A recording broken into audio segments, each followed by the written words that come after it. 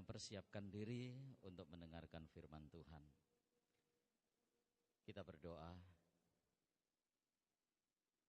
Kami mempersiapkan diri ya Tuhan, menyambut firman-Mu, berbicara kepada kami secara pribadi, mengungkapkan rahasia firman yang Kau tulis, Engkau nyatakan baik melalui para nabi, para rasul, dan orang-orang yang Engkau berkenan untuk menuliskannya. Biarlah kami diberi hikmat oleh Tuhan untuk mengerti setiap kata dan kalimat yang tertulis dari masa lampau, dan kami boleh pahami pada masa kini yang tertulis pada masa lampau, sehingga dan kami bisa mengerti dan memahami serta mengaplikasikannya dalam kehidupan zaman sekarang ini. Tolonglah kami ya Tuhan, pengertian kami terbatas, kemampuan kami untuk berpikir juga terbatas. Oleh sebab itu kami sungguh membutuhkan uluran tangan Tuhan menjamah kami.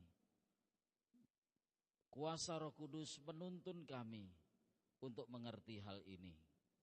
Dalam nama Tuhan Yesus kami berdoa. Amin. Tema kita malam hari ini adalah Praise and Glory of Christmas. Saudara-saudara, kita akan membaca bagian Alkitab dari Lukas pasal yang pertama, ayat yang ke-46 sampai dengan ayat yang ke-55. Lukas pasal pertama, saya akan bacakan ayat 46 sampai 55. Lalu kata Maria, jiwaku memuliakan Tuhan, dan hatiku bergembira karena Allah juru selamatku. Sebab ia telah memperhatikan kerendahan hambanya. Sesungguhnya mulai dari sekarang segala keturunan akan menyebut aku berbahagia. Karena yang Maha Kuasa telah melakukan perbuatan-perbuatan besar kepadaku, dan namanya adalah kudus. Dan rahmatnya turun-temurun atas orang yang takut akan Dia. Ia memperlihatkan kuasanya dengan perbuatan tangannya, dan mencerai-beraikan orang-orang yang congkak hatinya. Ia menurunkan orang-orang yang berkuasa dari tahtanya, dan meninggikan orang-orang yang rendah. Ia melimpahkan segala yang baik kepada orang yang lapar, dan menyuruh orang yang kaya pergi dengan tangan hampa. Ia menolong Israel hambanya, karena ia mengingat rahmatnya, seperti yang dijanjikannya kepada nenek moyang kita, kepada Abraham dan keturunannya untuk selama-lamanya. Sampai di sini pembacaan kita, saudara-saudara. Tema ini kalau kita terjemahkan dalam bahasa Indonesia artinya pujian dan kemuliaan Natal. Di mana letak pujian dan kemuliaan daripada Natal itu? Tentu Natal bukanlah kemuliaan dan pujiannya bukan terletak kepada kemeriahan dari acara itu. Tetapi inilah yang diungkapkan oleh Maria, dan ini adalah salah satu dari pujian sehubungan dengan kelahiran Kristus. Ada pujian-pujian lain yang diungkapkan, yang lainnya adalah pujian yang diungkapkan oleh Sakaria. Itu sehubungan dengan kelahiran Kristus. Kemudian juga ada yang diucapkan oleh para malaikat di dalam Lukas pasal yang kedua. Kemuliaan bagi Allah di tempat yang maha tinggi. Dan kemudian juga ada nyanyian yang diungkapkan oleh Simeon ketika Yesus umur 8 hari dan kemudian dibawa ke bait Allah. Simeon melihat bayi ini, lalu dia mengucapkan puji-pujian.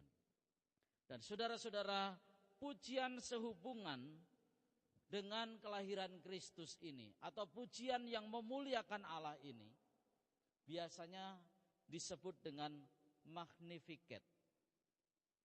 Magnificat itu adalah satu nyanyian yang mengungkapkan keagungan kepada Allah.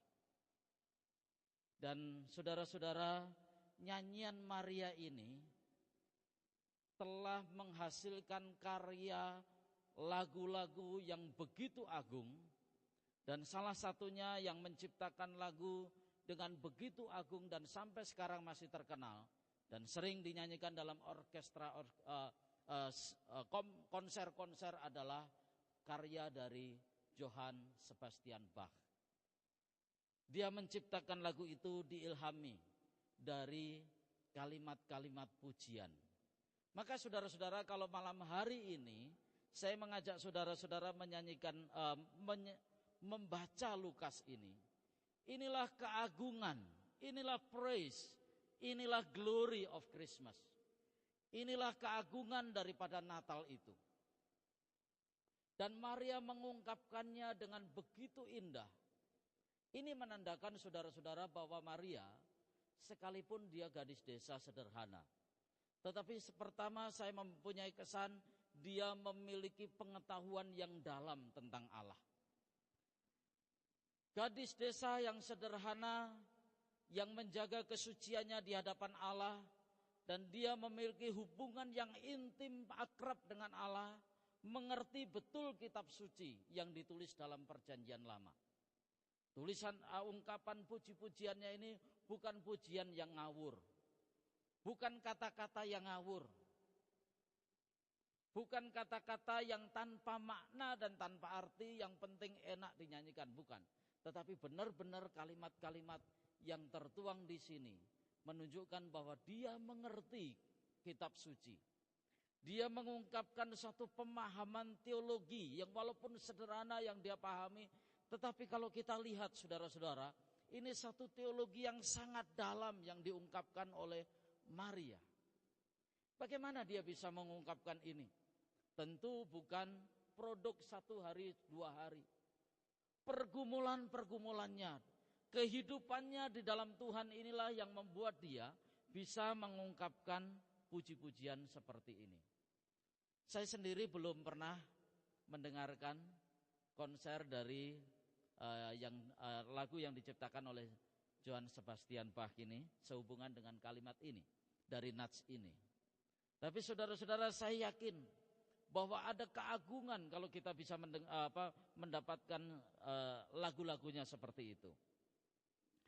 Mari kita akan lihat saudara-saudara, yang menarik, yang patut kita puji, kita muliakan di hari Natal ini.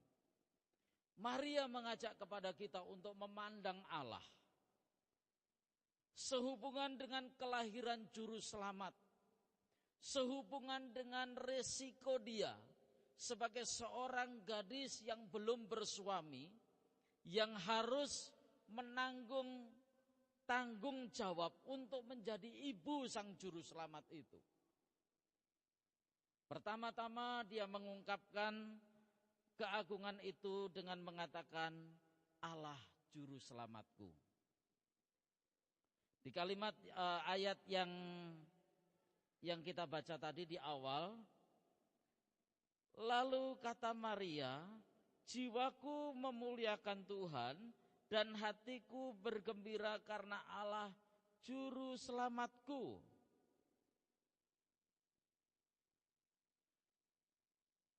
Ini memberi kesan dan pesan kepada kita saudara-saudara bahwa perayaan Natal tidak akan ada artinya apa-apa dan hanya menjadi perayaan yang sia-sia kalau kita tidak memperhatikan bagian ini.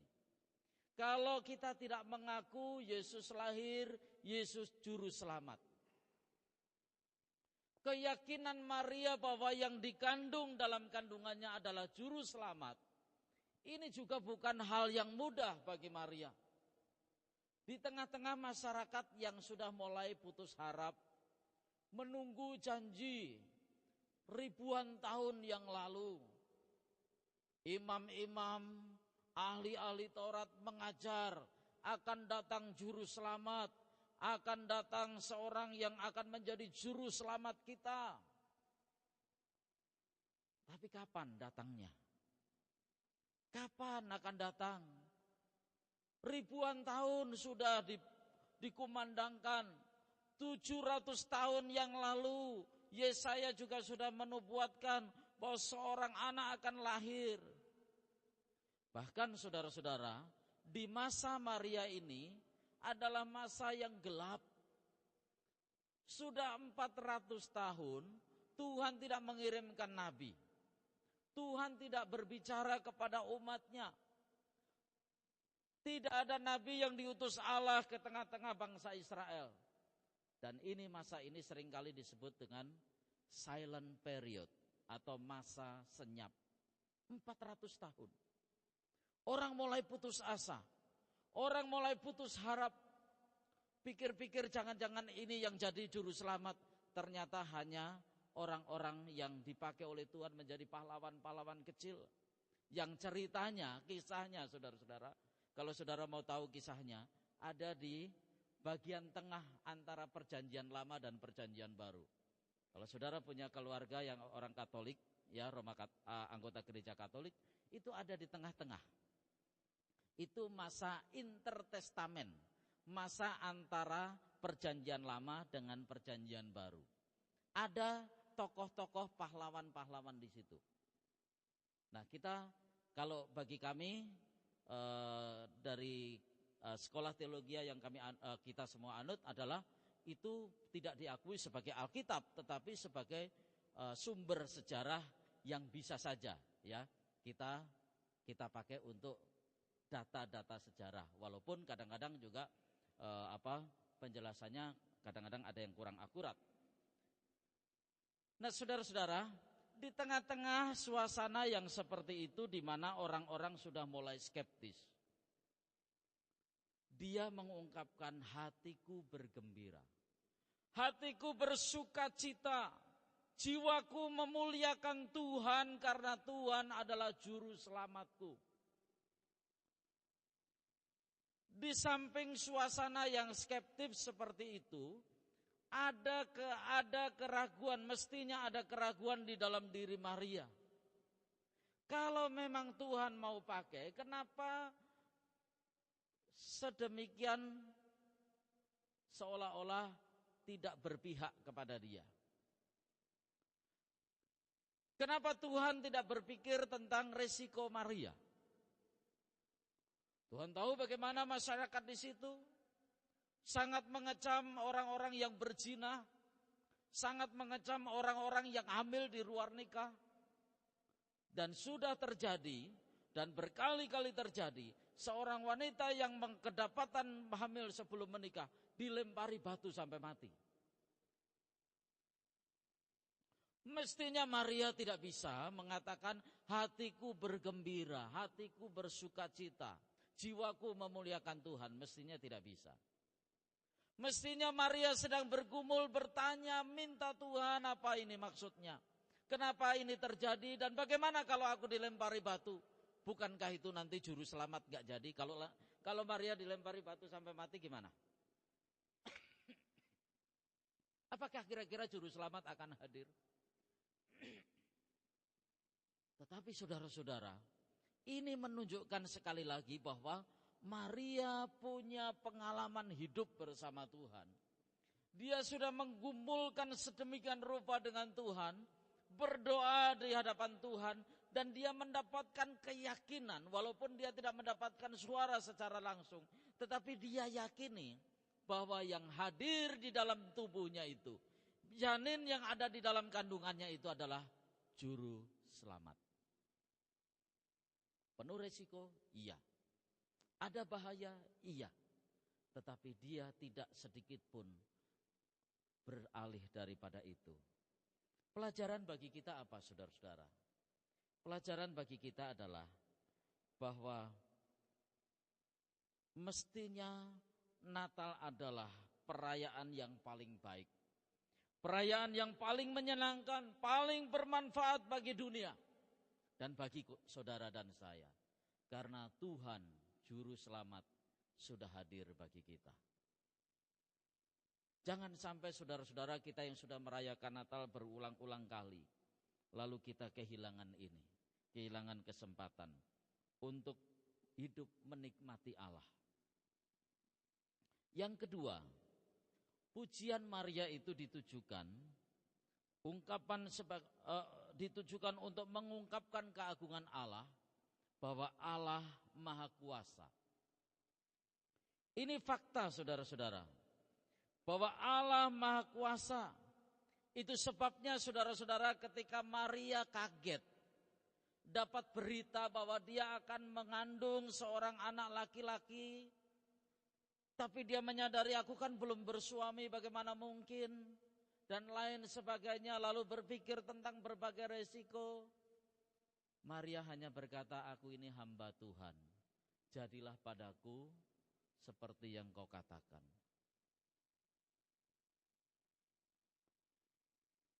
Ini disebabkan karena dia tahu bahwa Allah itu Maha Kuasa.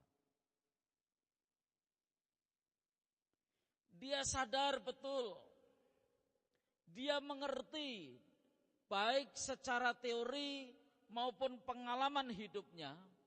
Dia hidup bersama-sama dengan Allah dan dia sudah mengalami betul Allah Maha Kuasa. Allah Maha Kuasa, karena itu sekalipun dia belum bersuami, dia bisa saja hamil.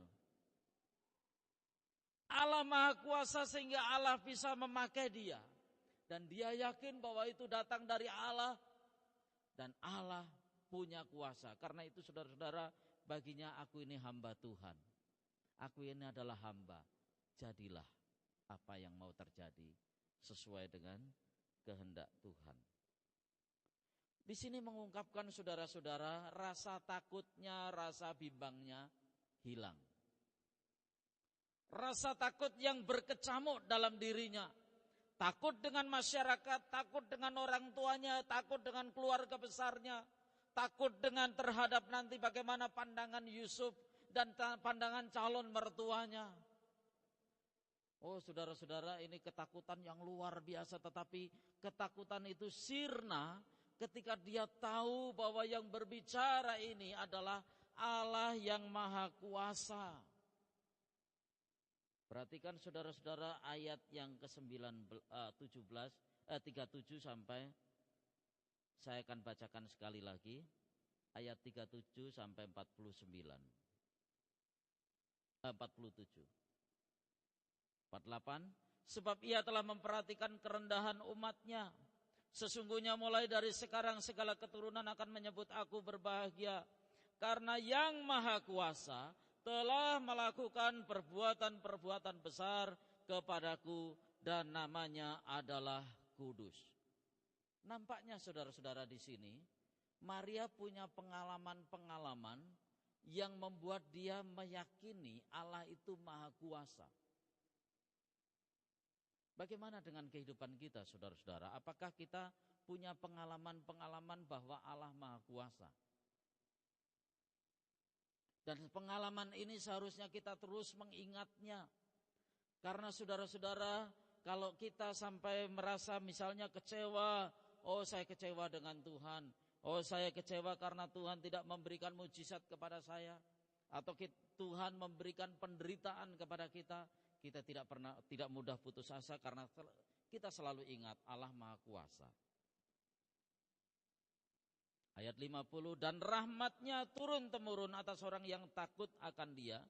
Ia memperhatikan kuasanya dengan perbuatan tangannya dan mencerai-beraikan orang-orang yang congkak hatinya. Ini adalah apa yang dilihat, yang dirasakan oleh Maria. Saudara-saudara, pengakuan Allah Maha Kuasa menghilangkan rasa takut. Saya mau berbicara sedikit mengenai rasa takut, saudara-saudara. Rasa takut ini sebenarnya menjadi pergumulan kita semua.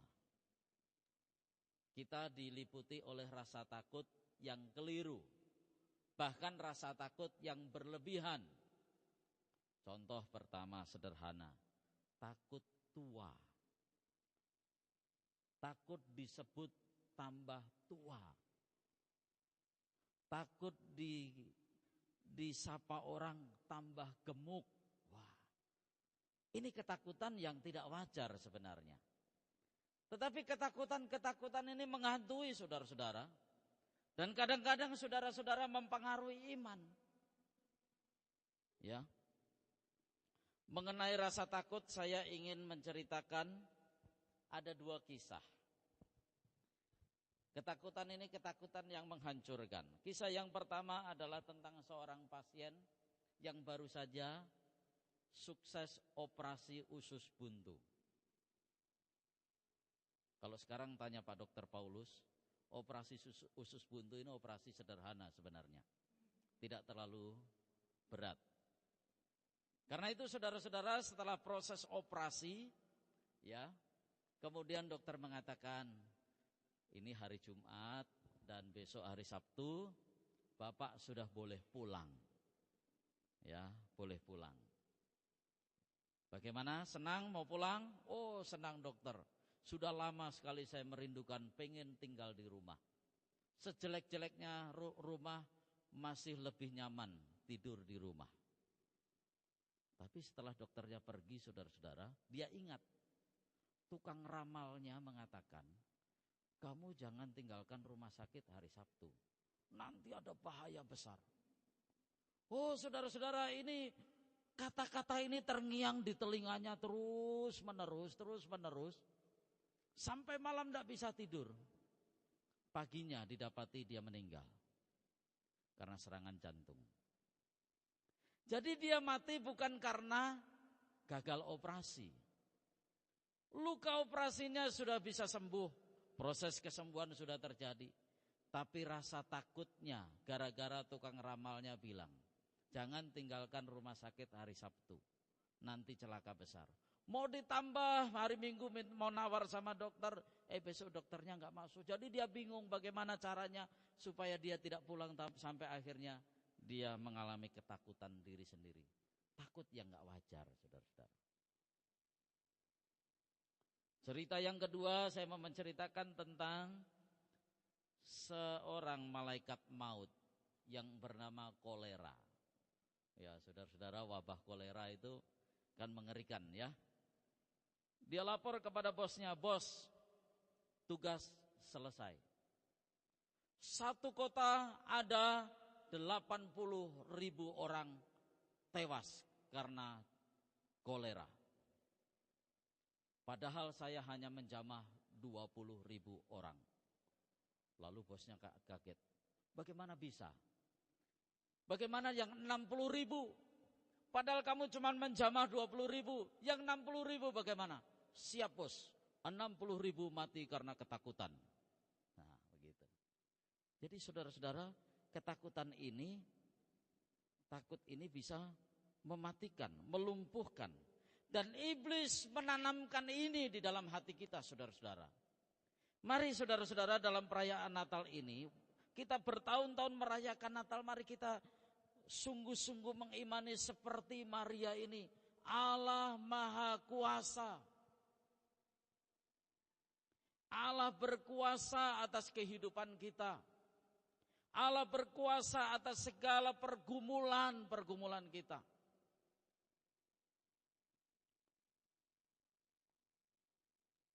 Saudara-saudara, saya punya pengalaman. Pengalaman ini biasanya, kalau saya mengalami satu peristiwa, saudara-saudara, itu biasanya setelah saya mengkhotbahkan, ya. Jadi khotbah itu kadang-kadang mengena diri saya lebih dulu. Atau setelah khotbah itu mengena diri saya. Satu hari saudara-saudara, anak saya, waktu saya di Semarang, saya menggembalakan di Pos PI Gereja Santapan Rohani di Semarang. Anak saya kira-kira masih umur 2-3 tahun ya. Itu sakit. Dan siang itu saya berkhotbah tentang Tuhan tidak pernah terlambat. Oh, saudara-saudara. Sementara saya selesai mengkhotbahkan itu, anak saya sakit, lalu saya juga berdoa, Tuhan Engkau tidak terlambat. Saya butuh malam ini membawa anak saya ke dokter. Oh, saudara-saudara, imannya sudah lain. Rupanya karena fasilitas gereja memberikan biaya pengobatan, imannya beda. Beda pada waktu saya sebelum itu, gereja tidak memberikan fasilitas pengobatan, imannya lain. Waktu anak saya sakit, saudara-saudara, yang saya lakukan berdoa. Saya angkat anak, ya masih kecil ya, sekarang suruh angkat gak kuat. Saya angkat, saya bawa di hadapan Tuhan berlutut. Tuhan, jamah anak ini. Dalam nama Tuhan Yesus, sembuhkan dia. Kami tidak punya biaya untuk pergi ke dokter, Tuhan. Tunggu sebentar, saudara-saudara, Tuhan sembuhkan. Tetapi ketika saya mendapati bahwa gereja memberikan fasilitas, jadi iman saya juga mulai berubah. Berubahnya begini, malam ini saya mau bawa ke dokter, tapi saudara-saudara, pergumulan saya jujur saja, tidak punya uang. Memang mau diganti, tetapi nanti setelah ada notanya baru diganti. Karena itu saudara-saudara, saya berdoa, Tuhan, Kau tidak pernah terlambat menolong kami. Sampai jam 12 malam kok gak ada pertolongan. Terus berdoa, tidak ada pertolongan. Sampai besok paginya juga belum ada pertolongan. Sampai saya pikir, apakah saya menelpon bendahara, Pak Bendahara tolong kasbon dulu. Aduh, rasanya tidak mungkin, saudara-saudara, saya lakukan itu. Dan saudara-saudara, pengalaman-pengalaman itu memang menguji, saudara-saudara. Akhirnya saya dibawa dengan istri untuk terus bergumul. Bergumul sampai Tuhan, apa yang Tuhan katakan, Tuhan tidak pernah terlambat menolong umatnya itu benar-benar terwujud. Tuhan menjamah anak itu. Jadi saudara-saudara, kekhawatiran itu sangat besar bagi saya pada waktu itu. Iman saya tentang Allah yang Maha Kuasa juga mulai luntur karena sudah orientasinya lain. Walaupun itu tidak salah. Walaupun itu tidak salah. Tapi saudara-saudara, itu sangat menguji. Dan yang terakhir, saudara-saudara, pujian dan kemuliaan Natal terletak pada Allah yang setia. Tadi Allah Juru Selamat, Allah Maha Kuasa, dan yang terakhir Allah yang setia.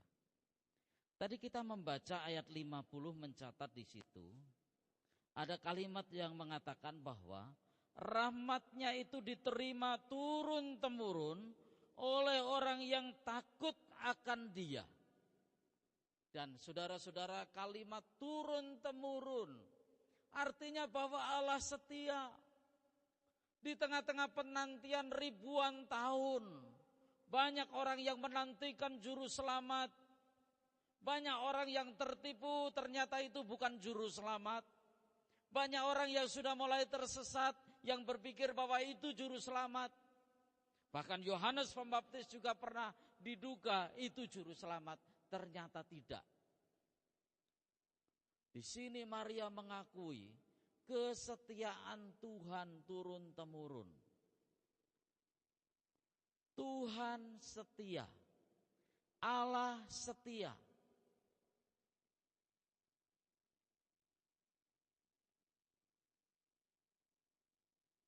Saudara-saudara, John McNeill, seorang pendeta Skotlandia yang sangat terkenal, pernah mengenang masa kecilnya. Dan itu menuntun dia bahwa Allah itu Allah yang setia.